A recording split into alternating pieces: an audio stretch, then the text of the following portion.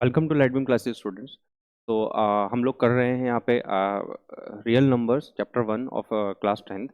और यहाँ पे एक क्वेश्चन है जो मेरे सामने, जो कि काफ़ी बदल बदल के पूछा जाता है और काफ़ी लोगों को इसके कॉन्सेप्ट में दिक्कत रहती है कि क्या कॉन्सेप्ट है, इसको आंसर राइटिंग कैसे करनी है, बहुत सारी क्वेरीज आती हैं। तो मैंने इस क्वेश्चन को यहाँ पे लिया हुआ है ताकि सक्सेसफुली इस तरह के क्वेश्चन और ये क्वेश्चन और इस तरह के क्वेश्चंस को हम लोग सक्सेसफुली क्रैक कर सकें। तो यहाँ पे देखते हैं, क्वेश्चन हमारे सामने है। ये कह रहा है explain why 7 into, this is multiply, this sign indicating multiply, you take it, this sign indicating plus. So this multiply, multiply, multiply, continuous multiply, and this is plus. This saying explain why this number and this number continuously from there to there are composite numbers, कि ये composite number क्यों हैं। तो सबसे पहले guys हमें पता होना चाहिए कि ये कॉम्पोजिट नंबर क्या होता है।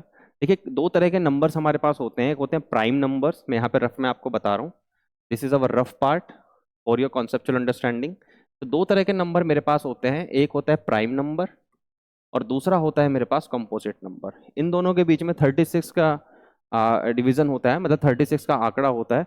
जो ये सही होता है तो ये नहीं होता, जो ये होता है वो ये नहीं होता। समझते हैं कैसे? तो आप इस तरह से शॉर्ट ट्रिक से याद रखें कि इन दोनों को एक दूसरे के क्या है, they are opposite of each other.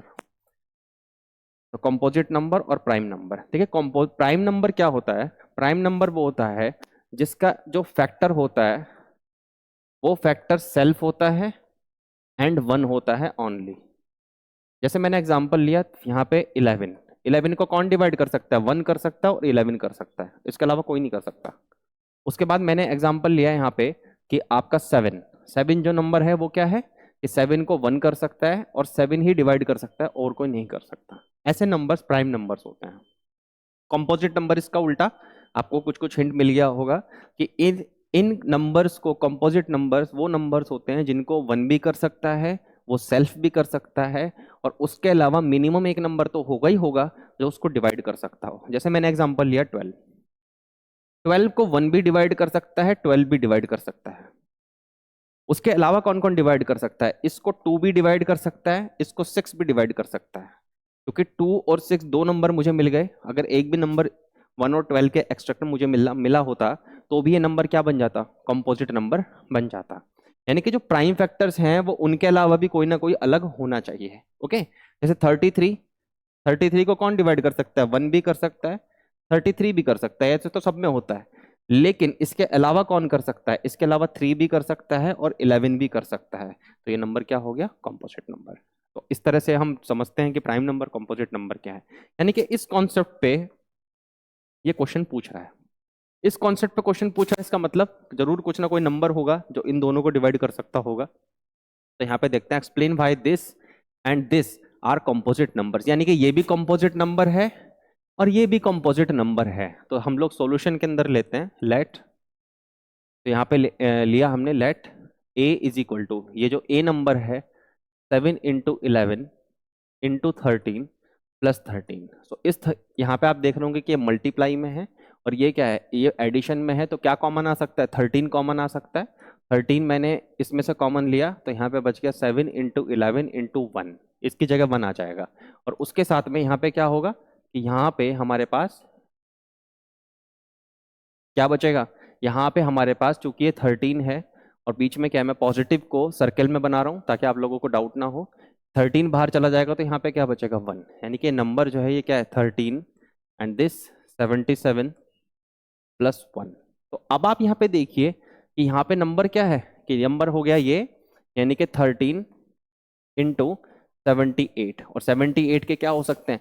Factors हो सकते हैं। यानी कि 13 एक नंबर ऐसा है कि जो दोनों नंबर्स में क्या है, इसमें कॉमन है। क्योंकि 13 यहाँ पे 78 के साथ है, तो 78 के जब आप प्राइम फैक्टर्स करेंगे तो 78 के प्राइम फैक्टर्स कैसे करेंगे?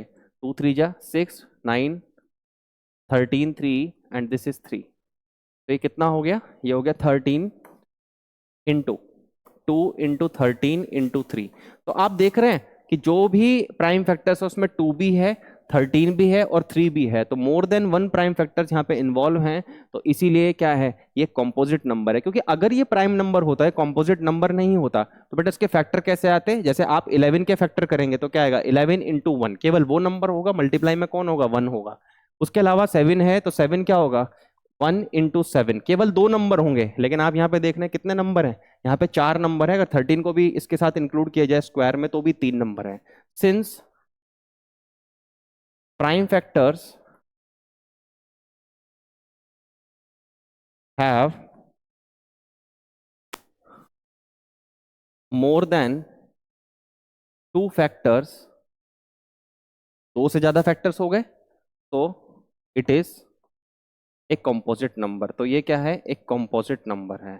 तो इस तरह से हम लोग इस चीज को टच करते हैं।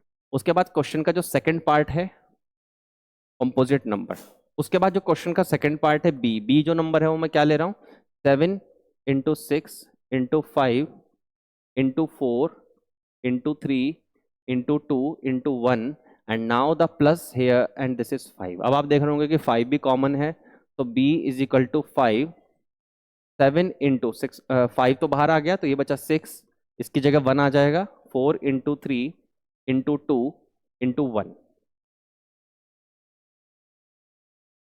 Into 2 into 1 and now the plus में कौन आ जाएगा, 1 आ जाएगा। तो हम देख रहे हैं कि 5 क्या है, 5 भी यहाँ पे कॉमन फैक्टर है। सो हम ये कह सकते हैं कि सिंस 5 इज कॉमन फैक्टर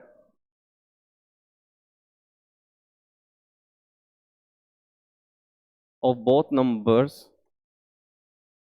यानी कि ये वाला और ये वाला, तो it is a composite number,